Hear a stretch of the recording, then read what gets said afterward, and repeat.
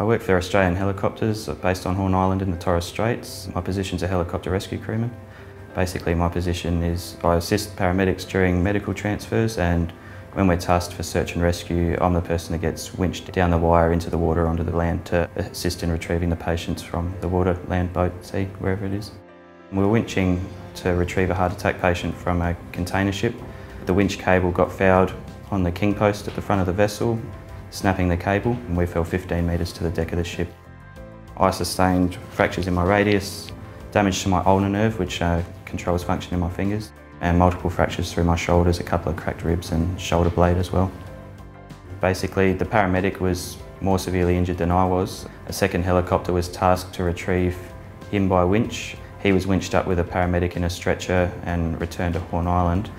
As it was getting very close to last light, by the time that the other helicopter would have returned to be able to get me, the second helicopter that retrieved the paramedic, they left a second paramedic to treat me. I was then transferred by boat back to Thursday Island Hospital, where I received initial treatment before being flown out by the Royal Flying Doctor down to Townsville Hospital.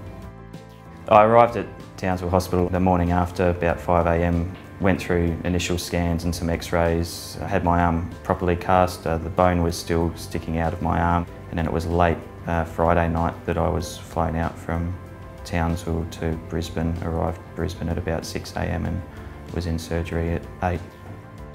The pain level right from the get-go was fairly high. I know a lot of people say that broken ribs really hurt, but I think I had enough damage with everything else that I don't actually recall any pain to do with the ribs.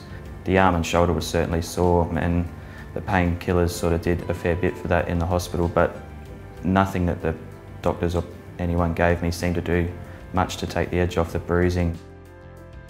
I knew that pushing to get back sooner wasn't going to work well long term. If you go back to work too early, you won't be able to do it and hurt yourself and completely rule out going back to work. It was probably changing my mindset to being a bit more patient was probably the biggest challenge. It's fantastic to be back on full duties. Being that I spend 2 weeks of every month up here at work, we're a fairly tight-knit team and it's your life for 2 weeks of every month, so yeah, it's really good to have that part back.